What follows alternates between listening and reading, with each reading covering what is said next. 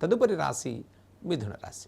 ఇక మిథున రాశి వారి యొక్క గ్రహ సంచారంలో తృతీయంలో రవి బుధ శుక్రుడి సంచారం, అర్ధాష్టమ కేతువు, సప్తమ చంద్రుడి యొక్క సంచారం, భాగ్యస్థిత శనైశ్వరుడు, దశమ రాహు, ద్వాదశ కుజగురుల యొక్క సంచారం. ఇక మిథున రాశి వారికి ఈ వారంలో సానుకూలమైన పరిస్థితులు గోచరించే వారంగా చెప్పుకోవచ్చు. గతం నుంచి ఉన్న ఉద్యోగ సమస్యలు తొలగిపోతాయి. నూతన ఉద్యోగ ప్రయత్నాలు చేసుకునేటువంటి వారికి మిథున రాశి వారికి ఒక రాజయోగంగా చెప్పుకోవచ్చు. ఈ వారంలో తృతీయంలో రవి యొక్క సంచారం వల్ల ప్రభుత్వ సంబంధితమైన రంగాల్లో ఉండే వారికి సహాయ సహకారాలు, ప్రభుత్వ ఉద్యోగ ప్రయత్నాల వారికి ప్రోత్సాహకరంగా ఉంటుంది. గత నుంచి ఆగిపోయిన ప్రమోషన్స్ విషయంలో చాలా ప్రోత్సాహకరమైన ఫలితాలు కలుగుతాయి. ఈ వారాంతంలో చక్కటి శుభవార్తలు వింటారు. ఈ వారం 16 తర్వాత నుంచి మిథున రాశి వారికి అత్యంత శుభప్రదమైనటువంటి వారంగా చెప్పుకోవచ్చు. ఇక వృత్తి వ్యాపారాల వారికి ప్రోత్సాహకరమైన ఫలితాలు కలుగుతాయి.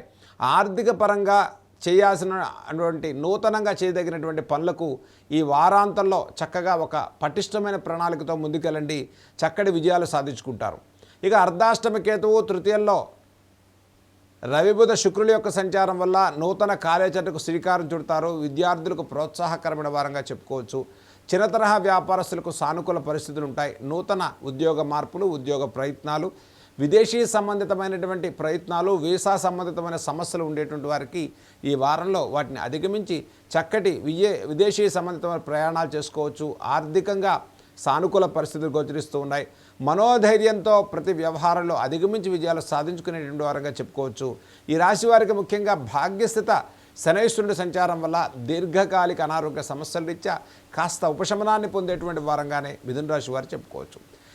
ఈ వారంలో మిథున రాశి వారు చేయదగిన పరిహారాలు చూసుకున్నట్లయితే ద్వాదశ కుజగురుల యొక్క సంచారం వల్ల ముఖ్యంగా finance, real estate, construction, iron, oil, automobile, exporting, importing లాంటి వ్యాపారాలు చేసేవారు, ఉద్యోగ సంబంధితమైనటువంటి ఇబ్బందుల్లో ఆగిపోయినటువంటి వ్యవహారాల వారికి ఈ వారంలో చక్కగా విశేషంగా మంగళవారం రోజు శ్రీ సుబ్రహ్మణ్యేశ్వర స్వామి వారి యొక్క అభిషేకాన్ని, సుబ్రహ్మణ్య ఆరాధన చేయండి.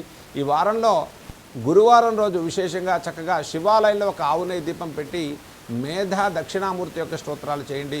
గురుబలం కోసం కుజుడి యొక్క ద్వాదశ కుజుడి యొక్క దోష నివారణ పరిహారం మీరు చేసుకున్నట్లయితే శీఘ్రంగా అనుకున్న ప్రతి వ్యవహారంలో చక్కటి విజయాలు సాధించుకుని ముందుకెళ్ళేటువంటి వారంగా చెప్పుకోవచ్చు.